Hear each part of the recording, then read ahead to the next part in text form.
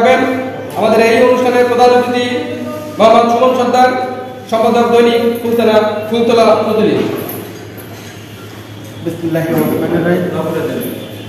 আজকে যে ধন্যবাদ জানাচ্ছি, তারা একটা সুন্দর অনুষ্ঠান করেছেন, ধন্যবাদ জানাচ্ছি সম্মানিত সভাপতি। আজকের এই নিউজের যে সম্মানিত সম্পাদক তাকে এবং যারা দূর দূরান্ত থেকে আজকের অনুষ্ঠানে যারা আনন্দিত করেছেন, যারা এই অনুষ্ঠানটাকে এখন থেকে তৈরি করার জন্য সহযোগিতা করেছেন, তাদেরকে প্রত্যেকে ধন্যবাদ জানাচ্ছি। আমি ব্যক্তিগতভাবে ধন্যবাদ জানাচ্ছি আজকের অনুষ্ঠানে আমার মতো ছোট্ট একটা মানুষকে আপনাদের অনুষ্ঠানে প্রধান অতিথি করার জন্য। আমি ভিডিওতে সকল কর্মীর কাছে, সকল সদস্যের কাছে, সকল কর্মকর্তার কাছে কৃতজ্ঞতা প্রকাশ করছি। ধন্যবাদ সবাইকে।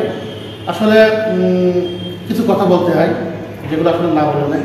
আসলে আমরা মিডিয়াতে কাজ করি, মিডিয়াটা এমন একটা গভীর যেটা আমি প্রথম মনে করতাম এটা খুব সহজ একটা ব্যাপার, ঘটনাস্থলে গেছি নিউজ দেখে দেবো যাবো, কিন্তু আসলে যদি এটাকে যদি রিয়েলাইজ করেন, যে এটাকে যদি আপনি সাধনা করেন, একটা সাগরের একটা সূচিতে পানি এনে যে সতর্ক সে সমতুল্য জ্ঞানের পরিমাণ আমাদের কাছে না। অর্থাৎ আমরা প্রতিনিয়ত কেউ না কেউ কোনো না কোনোভাবে শিখছি এবং শেখার শেষ নয়। এবং আমি গ্যারেন্টিতে বলতে পারি আজকে বাংলাদেশে কেউ বলতে পারবে না যে আমি স্বয়ংসম্পন্ন এই বিষয়ে। অনেকে 50 বছর আছে, সেও বলবে আমি শিখছি, শেখার শেষ। তো আমরাই শিখছি এবং তবে শেখার মধ্যেও জানো ভালোটা আমরা গ্রহণ করি। তো আসলে প্রথম আমি এই বন্ধুদের একটু বক্তব্যে যাচ্ছি, সেটা হচ্ছে অনলাইন মিডিয়াতে যে যা অবস্থান থেকে কর্মরত করে থাকে আমরা তাকে সাধুবাদ জানাই। এটা আমার কর্মস্থল, এটা আমার প্ল্যাটফর্ম। আমি এখান থেকে আর বড় জায়গায় যাবো বা এটাকে আর বড় করবো। অনলাইন আর পত্রিকার মধ্যে একটু পার্থক্য আছে, একটু পার্থক্য না থাকলে না। একটা অনলাইনে যদি আজকে আপনি দিয়ে দেন, আপনি আমার সম্পর্কে একটা তাহলে এখানে কিছু করার নাই, কারণ এখানে অনেক অগণিত বাংলাদেশের থেকে অনলাইন প্ল্যাটফর্ম তৈরি আছে।